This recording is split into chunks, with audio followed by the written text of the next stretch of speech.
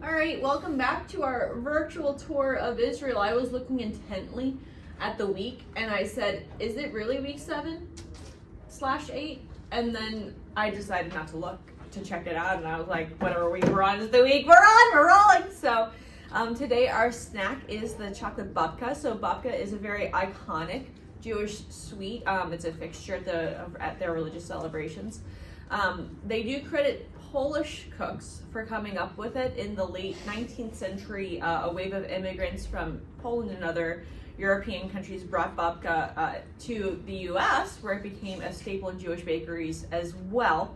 The name of the dessert is actually derived from the Slavic term for grandmother, which is babka, and it's a form of endearment as well. I heard my Polish great-grandmother saying the term quite a bit, so, and my grandmother still would say it today. My mom was like, should we be called babka? And I was like, no.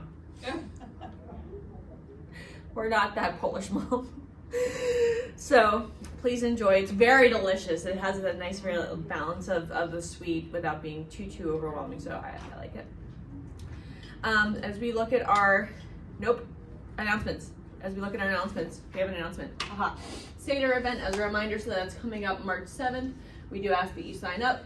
Come to the Seder. It starts at 10. Understanding Passover, bringing deeper meaning to Easter. We have a sign up, I think, in the back. We will be in the back to sign you up if you need help signing up.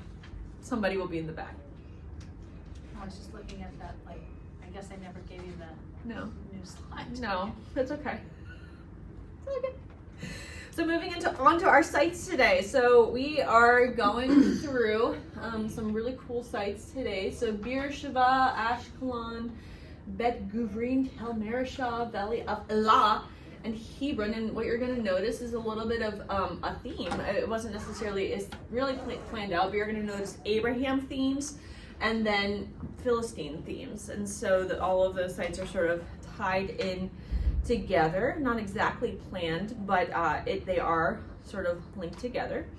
The other thing that you may notice as we travel on the map, so our last site was Masada, and so now we're starting down here at Beersheba, and then we're traveling up to the north of Beersheba into the Ashkelon region, and then sort of settling in to the south and to the west of Jerusalem. You're going to notice that for next week, we're also going to be continuing to head up north toward Jerusalem, but we're not quite in Jerusalem yet. We will be finishing off our time in the class sort of settling in Jerusalem, so we figured we'd hit the rest of these southern sites and then continue up toward Jerusalem. So that's our grand plan. Our first site that we're taking a look at today is Beersheba.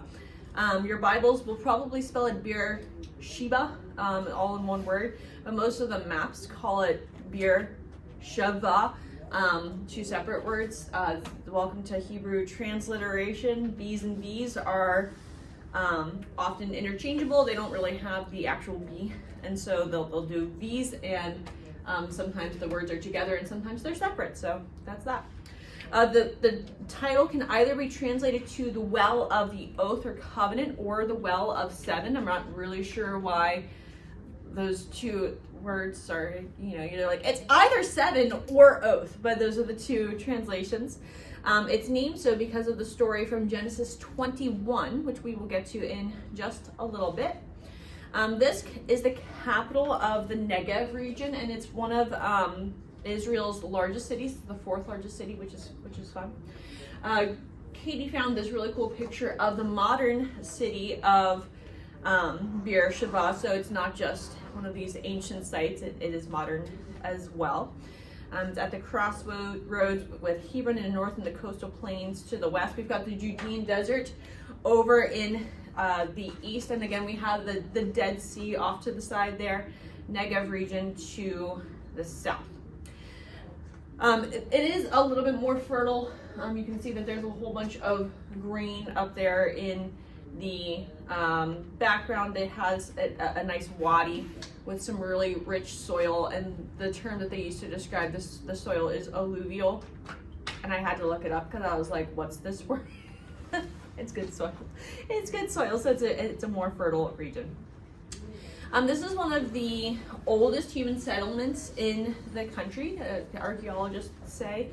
We know that Abraham, Isaac, Jacob, Joshua, and Elijah all traveled in this region. The Israelites did settle here after their return from Babylonia and Egypt.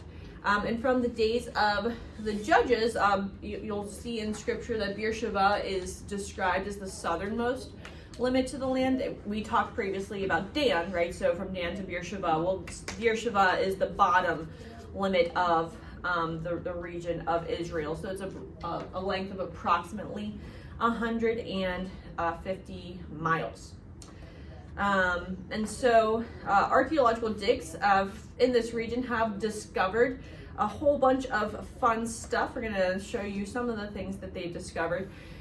There's a really cool set of caves, including a 60-foot descent via this stepped path to the city's main water system, which actually probably looks very similar to how it did over 2,000 years ago whenever it was abandoned. Now this is really fun. So this picture is actually one that Katie found. I took a picture that looks almost exactly like that, but slightly lower quality. So I was like, you know what, let's leave the better quality photo here. But whenever I was there, that is exactly pretty much what it looks like. It's accurate. Katie also found this neat artist rendering of what the water system could have looked like based on their archaeological finds. So you're seeing again some pretty complex water systems here. Remember, water is life water's always life, right? If you don't have water, you're not going to survive for very long. It's just people are very aware of it whenever you're in these wilderness desert areas. And so whenever the city was under siege, because they had this large water reservoir, they were able to last a lot longer. It's thought that it could have held, ready for this, up to 185,000 gallons of water. Now, my brain doesn't have like what does that translate to? It's a lot of water. So included at this site as well is a 10th century BC gate and a Roman fortress. I don't have pictures of those, but we do also have a 4-horned altar that was discovered here.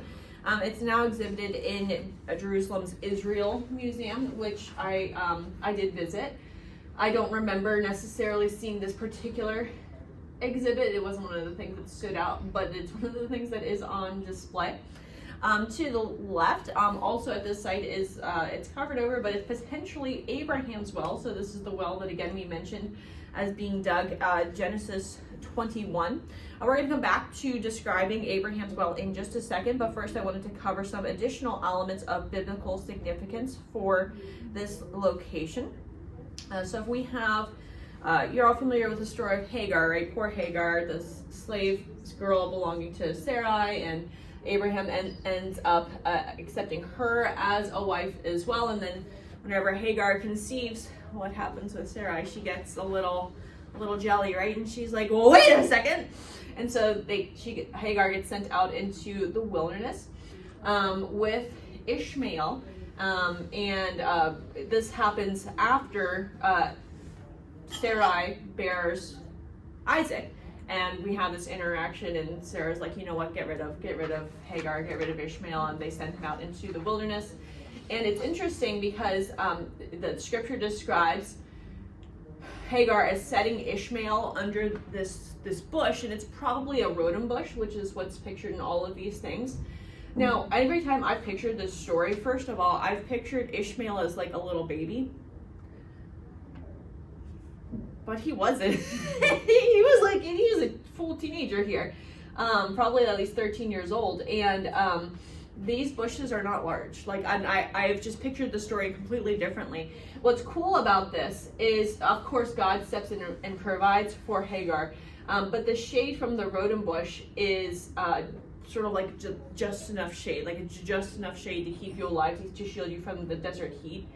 And as we've been learning some different lessons from the desert, I was thinking about even in Psalm 121 verses 5-6, the Lord is your keeper, the Lord is your shade on your right hand, the sun shall not strike you by day, nor the moon by night.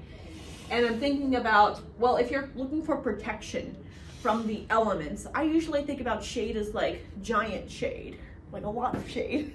But if the rodent bush is what's being described here, it's really just enough. And so often I feel like that's how God works in our lives. He provides just enough grace for the moment. Remember, there's no such thing as hypothetical grace. It's just grace for the moment. So I thought that was a cool connection there.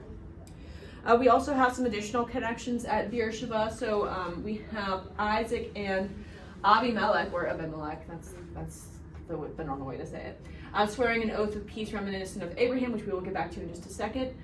Also here, Jacob steals Esau's birthright. Great job. This is like, I love going through Genesis. It was such a great lesson of stories. We have the tribe of Simeon inheriting the region of Beersheba. And then Samuel's sons served as judges at Beersheba. Samuel's sons weren't so hot, right? They ended up getting taken out a little bit. They didn't serve the Lord super well. We also know that Elijah came to Beersheba to escape Jezebel, and then the Lord ended up strengthening him after he ran a whole bunch of other places and went all over the place. Last but not least, we're coming back to Abraham. And here is where they swore that oath of peace together. There was some quarreling over wells, which is part of the reason why it's named Beersheba, because it's the place of swearing an oath over the well. But also, again, the oath. 7 is the number of what? The number of completion, perfection. And so there's not necessarily significance with that.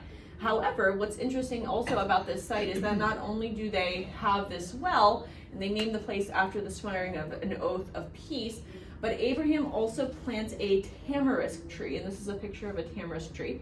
It has some additional shade here. This is known as more of a luxury plant. It can grow in the wild, but most often whenever you see it in places like Israel, it's cultivated because it takes a little bit more tending, a little bit more loving care. And what's interesting about it is that it takes a really long time to grow, like a lot of the trees that we have in the States. It's not like, oh, I'm going to plant an apple tree, next year I get apples. This tree takes over 80 years to grow. And so, are you planting it for you? No. Are you planting it for your children? No. You're planting it for future generations, right? And I love this because this is an act of faith by Abraham saying, hey, you know what? I'm trusting in God's promises. I'm planting this tamarisk tree that in generations to come, they will be able to benefit from this tree that I have planted. And sure enough, in Genesis 46, right before Jacob goes into Egypt to follow Joseph and to sort of camp out there for a while, God speaks to Jacob where? At Beersheba. And I just can't help but wonder if while he was there, he ended up looking at this tamarisk tree, which by that point would have been there and remembered, you know what? Abraham had faith in God's promises. I'm going to go ahead and trust the Lord to leave this land that has been promised to me in the hopes that I will one day return. And that's all surmise. But I love to think about this element of the tamarisk tree and thinking about what are we doing for those future generations. We'll come back to that later in the lesson. So that's Beersheba. That's our first site here. The next site is Ashkelon, wildly different direction. We're going to talk about the Philistines. Woohoo! So how many of you have heard of the Philistines before? We're familiar with the Philistines, the sea people. You can see the map over there. The region of Philistia was next to the Mediterranean Sea. And Israel had lots of problems with the Philistines, especially early on. The sea people would come up and try to take over the nation, and they were not very nice, as was most of Israel's enemies. Ashkelon was one of the 5 main Philistine cities, known as the Philistine Pentapolis. Remember that any names that are pronounced here in this lesson, I cannot guarantee that they are said correctly because Katie's not here to make sure that I'm saying things right. So the other 4 cities other than Ashkelon are Ashdod, Gath, Gaza, and Ekron. Ashdod, we're going to mention a little bit later. Ashkelon is about 18 miles south of Ashdod, so just hang on to that. Interestingly, so it's mentioned, this site is mentioned in some letters. 7 of the 382 letters from the royal archives of pharaohs Amenhotep III and some other guy whose name I definitely can't pronounce. And these letters, known as the Armano letters, record all sorts of happenings between the pharaohs, which is pretty cool. So this is a cuneiform writing on the clay tablets on display at the Louvre. I don't know if they've been stolen yet, because the Louvre keeps, all of these museums keep getting broken into. But there you go. It's the only, again, Ashkelon is mentioned in these tablets. This is the only Philistine city that has a harbor that they still have, they've been able to find today. There certainly could have been additional harbors back in the day, but they haven't found any additional ones yet. Under the Philistines, it became a center for the worship of Dagon, which was their god. They originally thought that the name Dagon was like the fish god, and so there's some depictions of him as like with a fish tail, and then they're like the human half. They have since, people who study language, linguists have said, you know what, we don't think that's accurate. We think that the name is actually related to either grain or like rain, or, you know, some sort of, so it's more to do with fertility in that realm. But I mean, who knows? Interestingly, so Herod the Great was actually born here, and he ended up rebuilding the city. Eventually, though, it did become a Christian city under the Byzantines.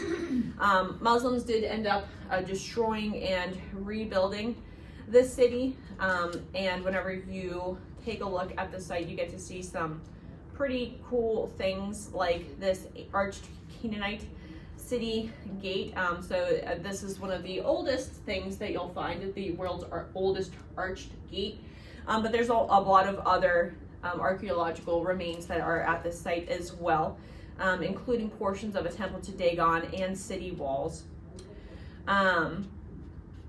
This gate, visitors can actually pass through just like in ancient times, because they rebuilt it in 2006. It was reconstructed by people who were like, you know, it would be really cool is if we had some living history here.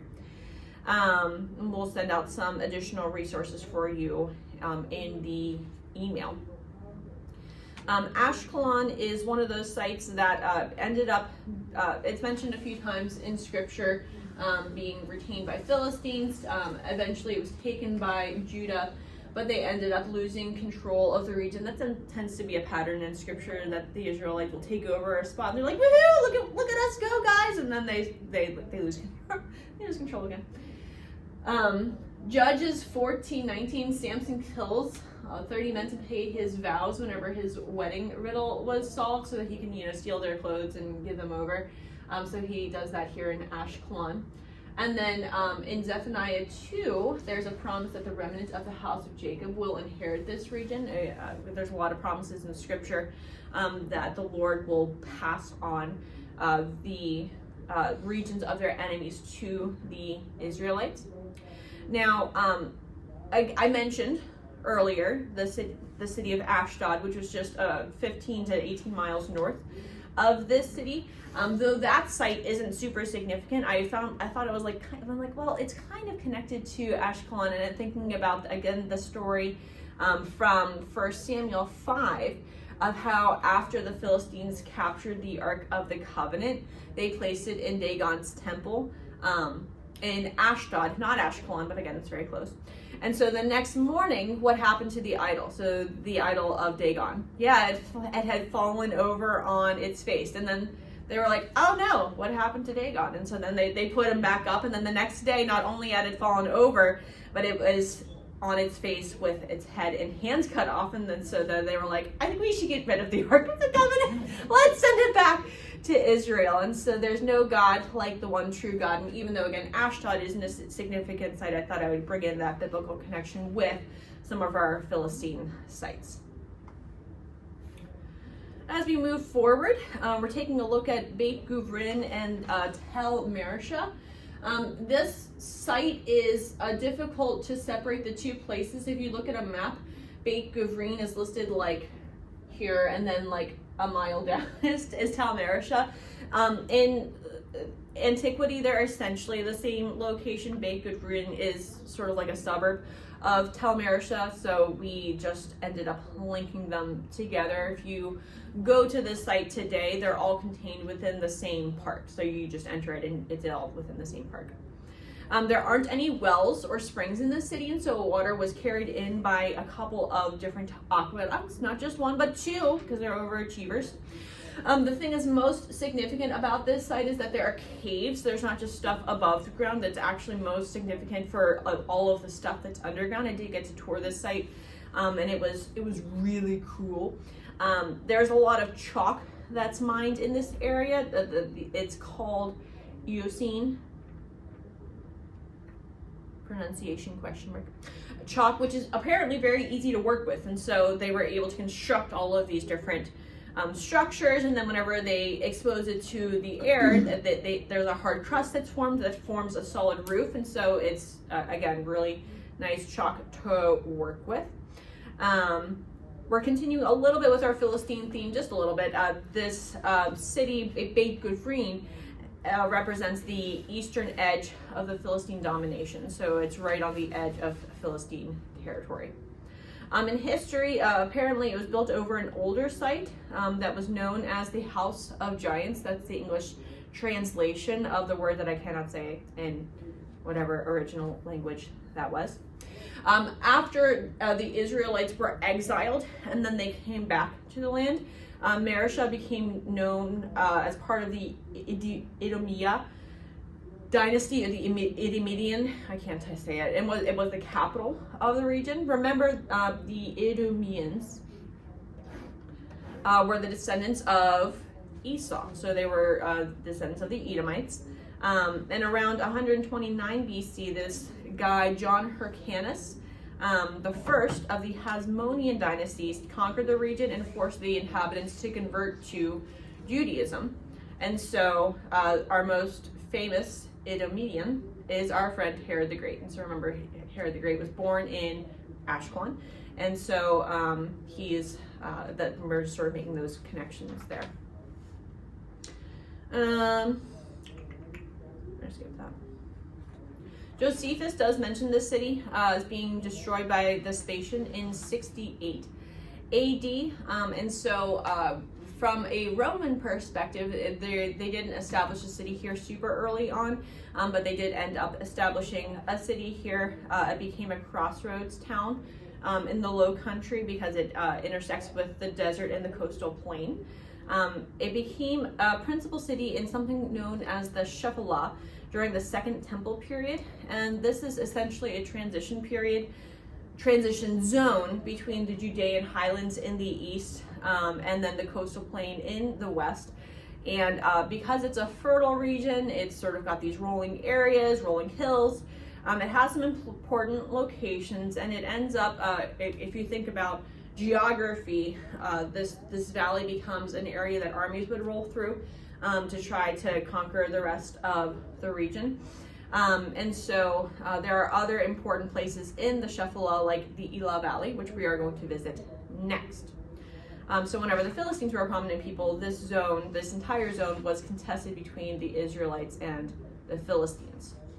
Now returning back to sort of the Roman context, whenever the Romans actually ended up renaming the city to be called Free City, and you'll see that actually on the map.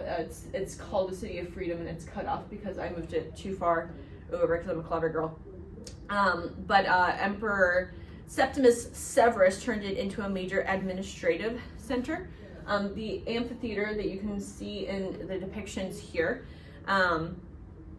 was used for animal and gladiator fights. So if you've ever seen some of those different depictions in the movies, that's what they used amphitheaters for. Well, an interesting difference between amphitheater and theater. Does anybody know the difference between amphitheater and the theater?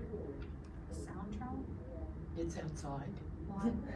So in ancient Rome, it was the shape. So an amphitheater would have all the way around, and then a theater would just be a half circle. So because I guess they wanted you to be able to see the gore from any direction for an amphitheater versus just a normal theater. They're like, enjoy the nice we want to make sure nobody's looking at anybody's butt, but you know, for the live performance, I guess they're like any angle can count.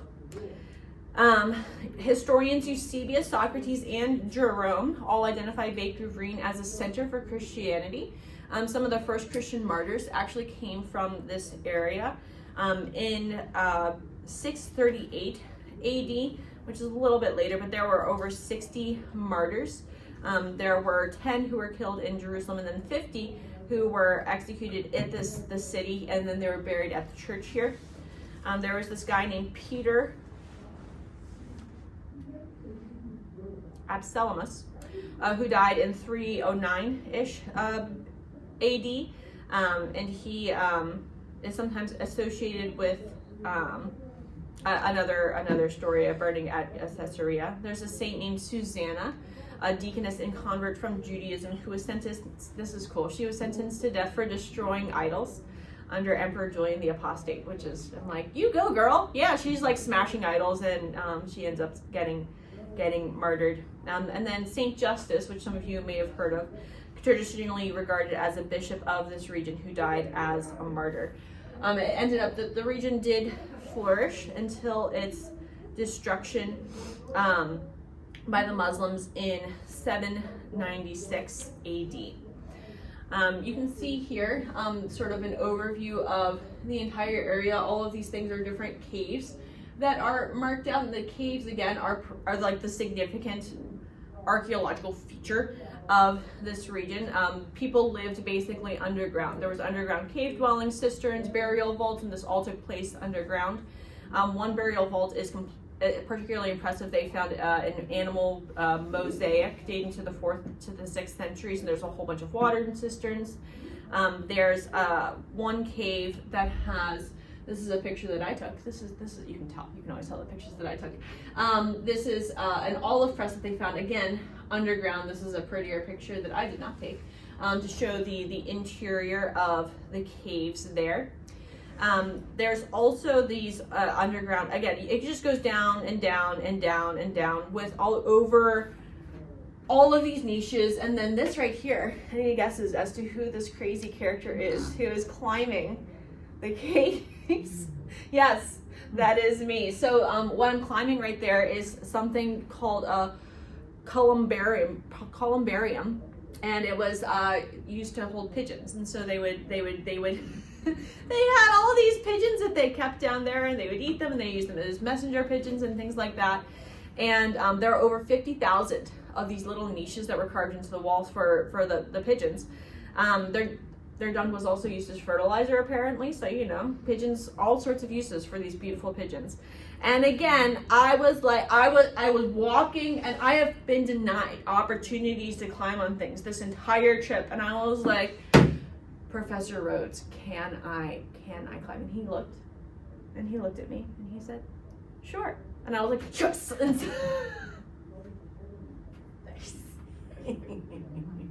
So I finally obtained permission to climb something. Some biblical significance here. So it was allotted to the tribe of Judah, specifically to the clan of Caleb. Rehoboam ended up fortifying the city as a storehouse and an armory. Remember the kingdom ends up splitting under Rehoboam because he was a jerk, and so he used the city and fortified it. So that's mentioned in 2 Chronicles. We have a neat story in 2 Chronicles 14 of Asa, king of Judah. He beat the Ethiopians, or Cushites, you may see in scripture. These guys come in, they're like, oh, we're gonna take over the region. And Asa is one of the kings of Israel who ended up being one of the good kings, and so God actually gave Asa peace in Judah for most of his reign, and then he rescued him from the attack of the Ethiopians at this valley at Mariah. You'll see in at least the ESV, it's spelled with an H, Mariah, so I specifically included it spelled that way because I was like, I just wanted to showcase that it's spelled differently. Again, you're going to see this a lot.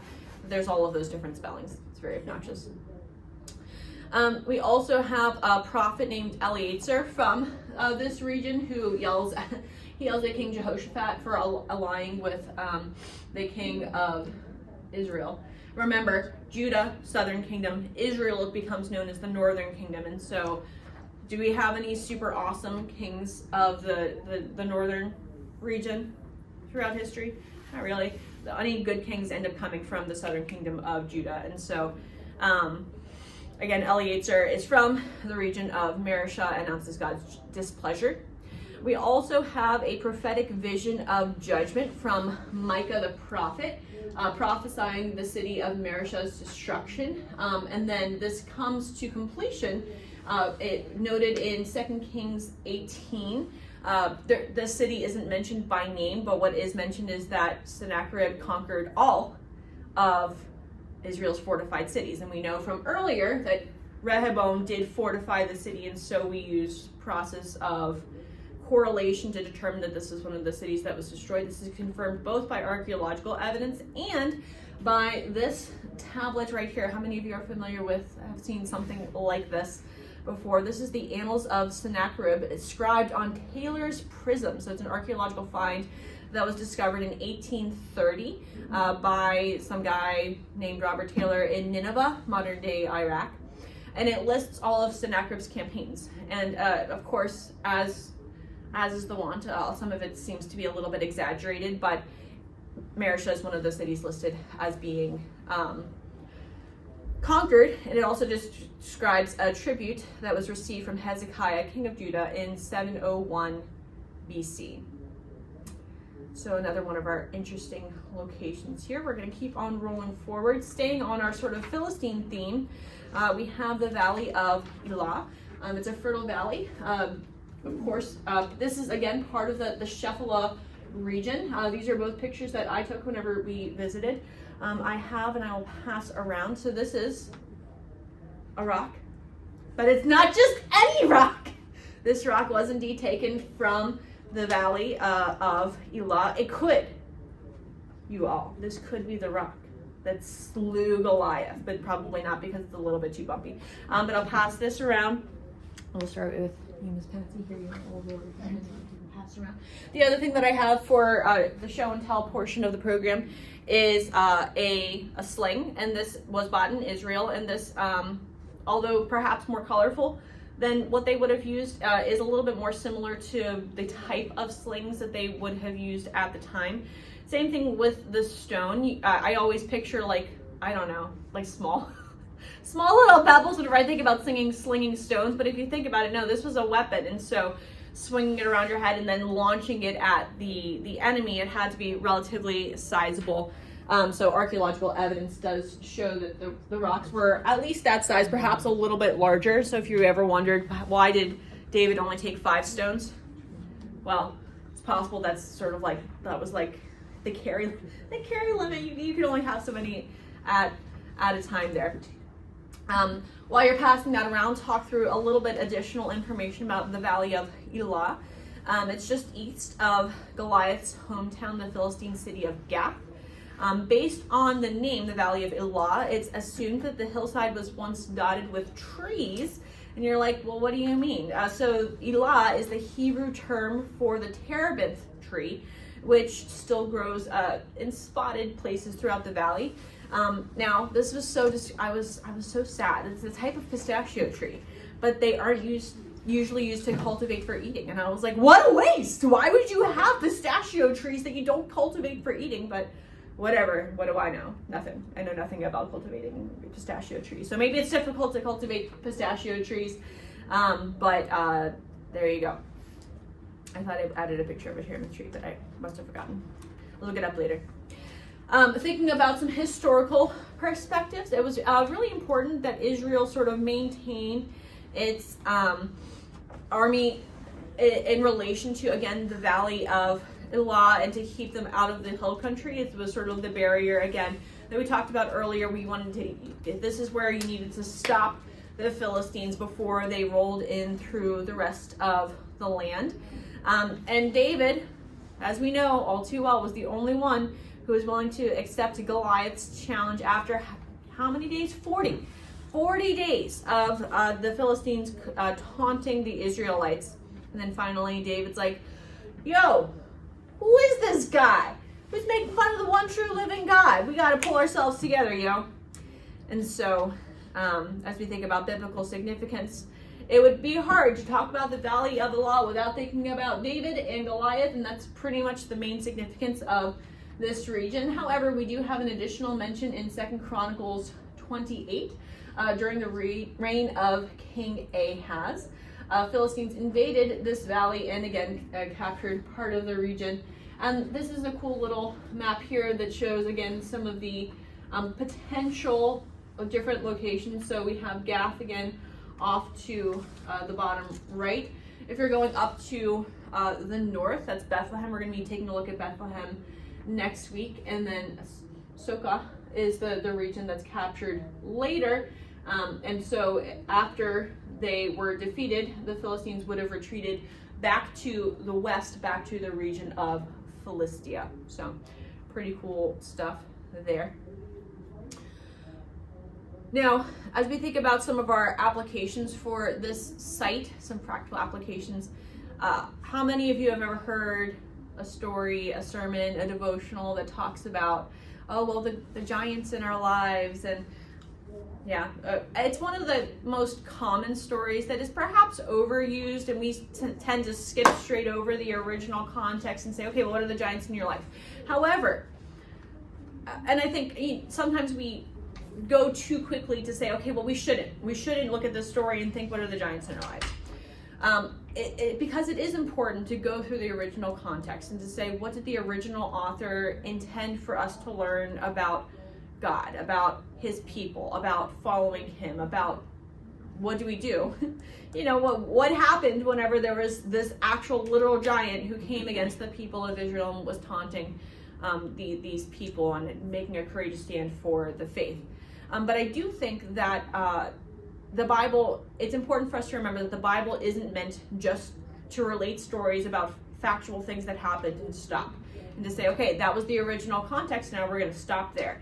But instead to say, oh, but what can we learn about God? What can we learn about following him, about being faithful witnesses in the world? And so I encourage you to, think about the giants that perhaps you face, and think about how the Lord would have you take courageous stands for him.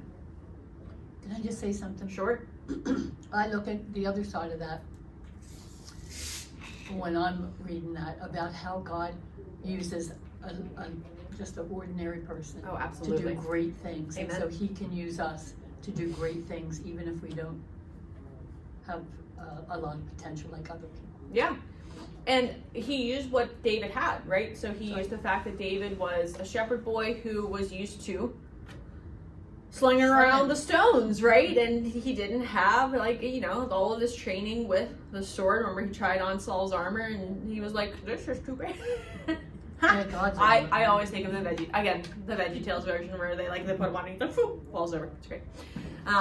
But yes, thank you, Patsy. That's an excellent connection to remember that. And again, because sometimes we may feel really equipped and sometimes we may not.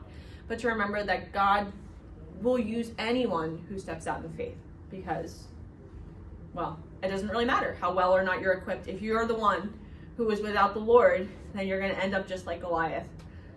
Maybe not just like Goliath with their head chopped off, but it's essentially the same. So our final site today is Hebron. Hebron is David's original capital before he ended up taking over the entire realm of Israel. Remember that, again, originally after he was anointed, did he get to become king right away as soon as he was anointed? No. So first of all, he had to wait all of those years for Saul to die, and then he finally took over just the southern kingdom of Judah. He didn't end up, well, it wasn't officially split at that time, but he only reigned over the region of Judah from Hebron until it took about 7 years for him to convince everybody else to sort of settle things in.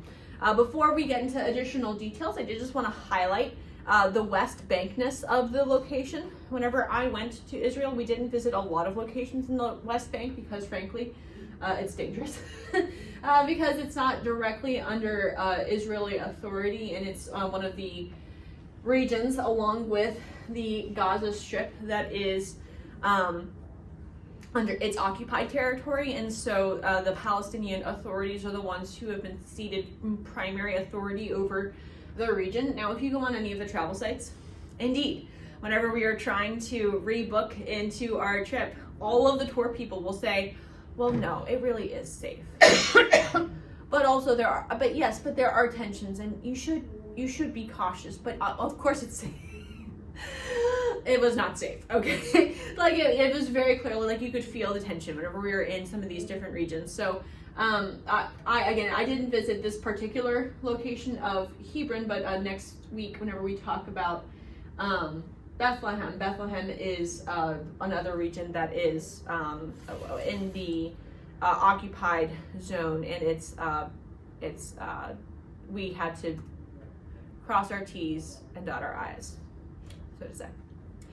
So if you're thinking about geography, so the biblical city lies about a day's walk away from Jerusalem in biblical times, about 25 miles south. It is about 3,000 feet above sea level. It's one of the highest biblical cities in the region. Remember, a lot of Israel is close to or below sea level, and so this one's pretty high and raised up. If you're thinking about the strategic significance of that, remember that if you were a king and you wanted to be in a defensible territory, you wanted to be in a valley or on a hill. You want to be on a hill, right? So you could see the enemies coming, you could try to like throw stuff down at them to stop it, you could build the siege walls and whatnot. So hills were definitely more defensible and prized locations to build cities in than valleys sometimes. There's different reasons to build stuff in valleys. The surrounding area is known for grapes, which is fun. The city of giants mentioned in Numbers 13 might refer to this city here. It's known today as the cave or tomb of the patriarchs, or the cave of Machpelah. I'm going to advance the slide here. This is where probably we have, again, sometimes whenever you go and they have built things over the top of locations, you're like, well, was this really the original location, or is this just the site that they decided to make a lot of money off of? However, we do know that Abraham did end up purchasing this territory, and it's assumed that this is the site of the burial place, not just of Abraham, but of Sarah, Isaac, Rebecca, Jacob, and Leah. Not Rachel, because Rachel died along the way and she was buried elsewhere. But it's a pretty neat location. It's considered the second holiest site to Jews, the first one being, of course, the Temple Mount in Jerusalem. It's pretty cool. It was turned into a church in the Byzantine period. Again, all those Byzantines, they just love building those churches. It was later turned into a mosque. But then the Crusaders came and they were like, we're not leaving that a mosque, and they changed it back into a church. But then it was changed back into a mosque at a later date. Right now it's one of the shared places by the Jews. It's the Abraham Avinu Synagogue, and by the Muslims it's called the Ibrahimi Mosque. Shared being a loose term because, again, tension is high and so is security. I do not have time to show a video, and so I will send out the video that you can watch on your own. Today, it's an Arab city, primarily inhabited by a whole bunch of Palestinian Arabs, but there are some small communities of Jewish settlers that live near the middle of the city. There are some pretty cool archaeological finds that you can, again, we'll send out some resources. You can sort of take a look and see some of the things that they've discovered. Most notable, perhaps, is a 20-foot stretch of wall with stone slabs that you can see sort of like, and imagine like going down into tombs, perhaps, who knows. Of course, the biblical significance of this site. There's actually quite a bit for this location. So Abraham and Lot ended up separating, and Abraham settles in this general region. This is where Abraham was whenever God sent his messengers to say, yo, so I got some news for you, Abraham. And he's like, what's the news, God? He's like, I'm gonna destroy Sodom and Gomorrah. And Abraham's like, well, God, what about what if you find righteous people in the city? And he ends up negotiating with God, so that takes place here. Most significant for this spot in my mind, Abraham does buy the cave of Machpelah as a tomb for himself and his family. We're going to come back to that note in just a moment. Abraham is buried here with Sarah. And then later, generations later, after we have the people leaving and coming back, and they're conquering the region. So Joshua ends up conquering Hebron, and Caleb's clan captures the Canaanite city and settles here. We also have,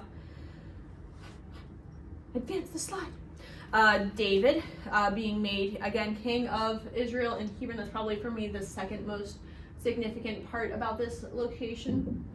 This is another spot where Rehoboam makes a fortified city, which means, again, by process of correlation, that this is one of the cities that Sennacherib conquers generations later. The First Chronicles lists the duties of the Hebronites, which is sort of fun. And then coming down here into the time of Judges, Samson. I didn't touch it. Come on. Carries the city gates of Gaza to Hebron, which is interesting. And it's also designated as a city of refuge. And so if you accidentally killed someone, this is where you would flee to sort of escape justice and be like, no, don't kill me back, it was an accident. So that's that. While I didn't visit this location, again, I did appreciate this site because of its significance as this traditional tomb of the patriarchs. Today our sites began and now have ended with thinking about the generational impact. So Abraham, he's the first patriarch, and he's received this promise that this is going to be his land. Whenever he ends up, when Sarah dies, he doesn't own anything in the region of Canaan yet. This tomb is the first thing that he purchased. It's the first thing where he sort of stakes the ground and says, I am putting faith in God's promise that this is the land that has been promised to me and to my future generations. So I'm going to secure this place as a burial site for me and for those future generations. And so Abraham's always looking forward, right? From the tamarisk trees to the wells to even the burial sites themselves. And these actions weren't done as like a wishful hope to be like, oh, well, I really hope that someday my generations will be able to settle here. These actions came out of faith in God and faith in his promises. And so as we think about our own practical applications for these sites, I hope that we can be considering as well, how about us? Are we intentionally building our faith in ways that are visible for generations to come? So thank you so much for joining just me today. Katie was on a trip, having fun, skiing and doing all sorts of fun things, so we miss her. I hope I'm like, I don't like that. Just doing it by myself. I need my fellow tour guide, but thanks for sticking with us today. I will close us in a word of prayer, and then if you have additional prayer requests, you can certainly hang out. Lord, thank you again for our time together. I ask once more that you would help us to not just walk away with a little bit of better understanding of geography and archaeology, but Lord, that you would help some of these things to just stick with us, to help us to understand your word better, to make some connections, and Lord, ultimately to become better and stronger followers of you. And we thank you so much for what you continue to do in our lives, and Lord, bring us back next week. We love you. It's in your name. Amen.